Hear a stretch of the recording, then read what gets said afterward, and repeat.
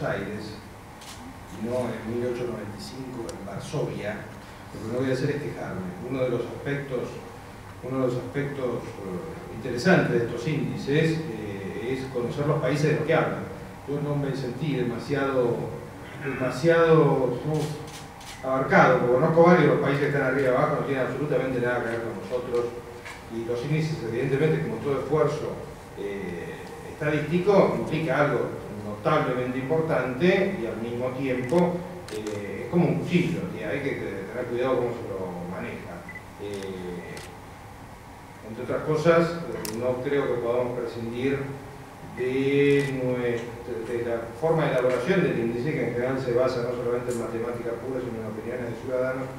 Y cuando hablamos de opiniones de ciudadanos, nosotros tenemos una extracción cultural italiana, y que Italia tiene como característica dentro de Europa que es uno de los países que más se autocritica. No escuché a ningún brasileño que me hable de los días nublados de Río. Y sin embargo, Río tiene más días nublados que la mayoría de las ciudades que valen la pena en el mundo.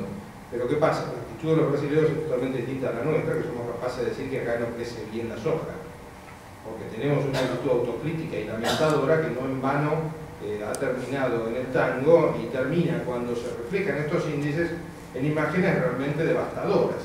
Una de ellas, los índices de calidad institucional, porque por lo menos en lo que a mí respecta, cuando analizo los inputs que se utilizan para esto, derecho de propiedad, independencia del sistema judicial, existencia de código de comercio, aceptación de los arbitrajes, corrupción dentro del poder judicial, demoras en la tramitación de expedientes y demás, honestamente, con una mano en el corazón, no son malos. En general son buenos. Lo que pasa es que primero tenemos que conocer al resto de los países, pero no como turistas que andan dilapidando plata en hoteles de 3 a 5 estrellas, sino la realidad de los países. Segundo, tenemos que conocer la realidad de nuestro país, la realidad real, no la realidad barrio norte de nuestro país. Es claro que yo nací en esta zona, con lo cual no es que venga cargado de resentimiento ni muchísimo menos. La realidad real tanto de los países de comparación como de los países, como del caso argentino. Ejemplo, en materia judicial, y estoy yendo muy rápido por el poco tiempo, ¿no? En materia judicial, la mayoría de las sensaciones vinculadas con el funcionamiento del sistema judicial tiene que ver con la justicia federal criminal. Los 12 juzgados, que en realidad son 9 porque están vacantes y patatín y patatero, y con la poca sanción de la corrupción estatal. Bueno, muy bien, pero hay todo un reto del Poder Judicial que tiene hitos trascendentales en la Argentina que se siguen dando hoy en día, como por ejemplo haber sido uno de los primeros países, incluyendo los del mundo superdesarrollado, que tuvieron mujeres en la Corte Suprema, casos notables como la Corte de un gobierno militar que liberó a un preso por el gobierno militar, como era el caso de Timerman, en fin, hay una cantidad de elementos que permiten sostener que nuestros índices no debieran ser malos si cuando se hacen los cuestionarios a quienes reciben esos cuestionarios son contestados con algo menos de desesperación de la usual. ¿Por qué? Porque en general a nosotros esto nos agobia. Por supuesto que todo es mejorable, pero para que ustedes se den una idea, y a ver si explico claramente esto, cuando uno analiza la velocidad del proceso judicial, en general tiende a pensar en el ejemplo, voy a decir un viejazo, el ejemplo Perry Mason, donde el juicio transcurre en una cuestión de días, pero nadie se detiene a explicar que para que el juicio entre en vista de causa en buena parte de los estados de Estados Unidos se tardan años. Con lo cual, en definitiva, terminamos enfrentando un proceso de años tanto en uno como en otro lugar. Por supuesto que hay diferencias, hay problemas que deben ser resueltos, hay temas que deben corregirse y paso a enumerarlos. Pero digamos, esta introducción a punto que venía, si hay una cosa en la que difícilmente me enganche es con criterios negativos. Este es un país bendecido y la realidad de la milanesa es que por más de lo que nosotros hagamos, sigue siendo. Lo primero que tenemos que hacer es darnos cuenta, que no es secundario, darnos cuenta y ser en ese aspecto permeables a lo bueno, no solamente a lo malo.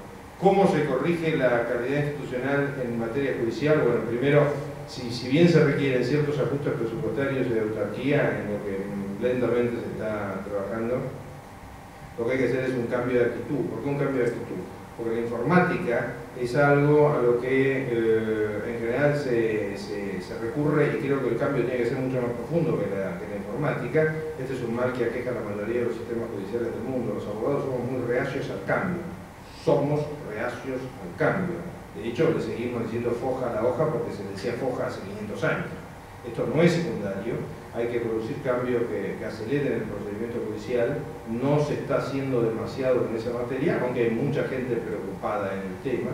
La existencia del Consejo de la Magistratura es positivo, es un organismo nuevo para los parámetros abogadiles, nuevo es 15 años. Por favor, repito, medimos el tiempo de una manera papal casi.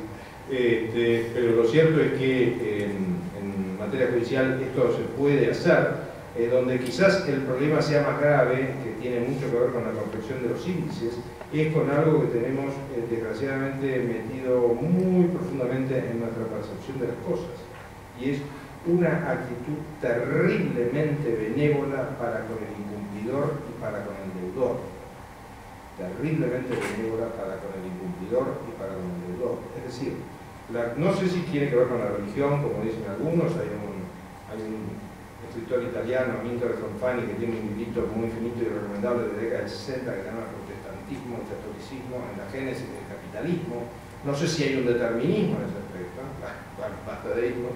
Pero lo cierto es que la actitud de la justicia en general y de la gente en general con respecto al deudor, con respecto a quien infringe la ley, es una actitud muy elástica que ya la destacaba, y por eso tenemos que asumirla, ya la destacaba Darwin en el origen de las especies. Y desde que no me volví loco, Darwin, como saben, viajó con el Beagle por estas zonas, y cuando estuvo, no es clara la referencia que tiene en el libro, cuando estuvo en Uruguay y la Argentina, hay una referencia que él hace a estos países, el término país no era solamente jurídico-político, ¿no?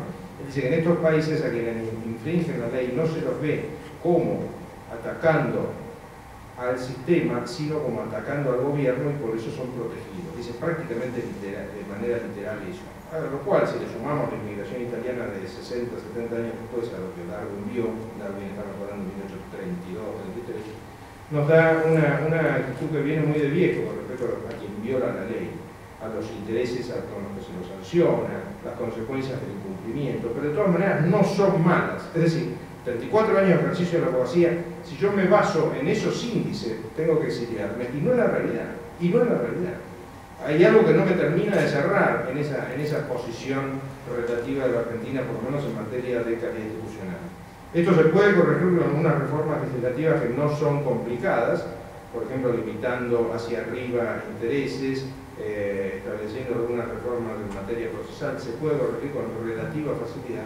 Y en materia administrativa también. Y les pongo un ejemplo que viene a cuento. Uno de los típicos inputs para la elaboración de estas planillas consiste en la rapidez para el establecimiento de sucursales y demás. Hace muchos años, en el año 86, tuve la oportunidad desde el Colegio de Abogados en aquella época de participar muy activamente en reordenar la Inspección General de Justicia, que como saben es el lugar donde se inscriben las sociedades y demás. Se lo digo clarísimo y telegráfico. En un mes, no en 2 meses ni nada, en un mes se pasó en la Inspección General de Justicia de una demora de 1 año a una demora de 1 mes. Es así de simple. ¿Cómo? Se tocaron 3 o 4 reglamentos, se estableció un sistema de incentivos retributivos para los empleados, se compraron algunas computadoras y el sistema funcionó. Ustedes me preguntarán, ¿qué pasa hoy, 2011? Bueno, el tema se fue menoscabando, entre otras cosas porque tenemos la mala costumbre de pensar que los funcionarios públicos de todo índole, políticos y no políticos, tienen que estar mal pagos, con lo cual es natural que la función pública termine recibiendo, salvo algunos veteranos de San Martín sueltos que aparecen por ahí, terminan recibiendo a lo peor del sistema. Entre otras cosas tenemos que alterar eso, pero fíjense que la mayoría de nosotros nos repele cuando vemos sueldos altos, pretendemos tener a los mejores con sueldos bajos, lo cual es una fantasía.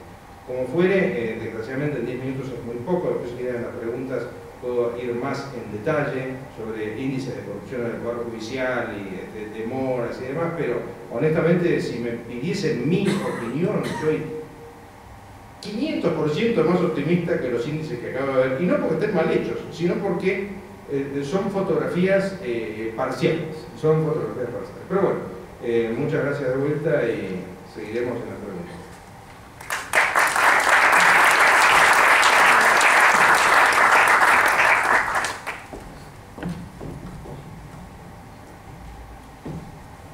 Bueno, ahora vamos al índice de libertad de prensa, y también está relacionada la libertad de prensa íntimamente con la libertad de expresión.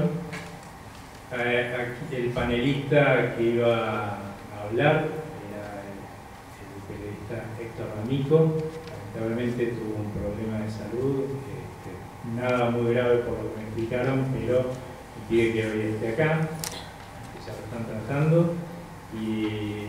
Pero tenemos un excelente orador, que es el periodista Claudio Jacqueline, que es el secretario de redacción de La Nación, y bueno, nos va a ilustrar un poco sobre el camino que tenemos que seguir para mejorar en este índice que es el de libertad de expresión.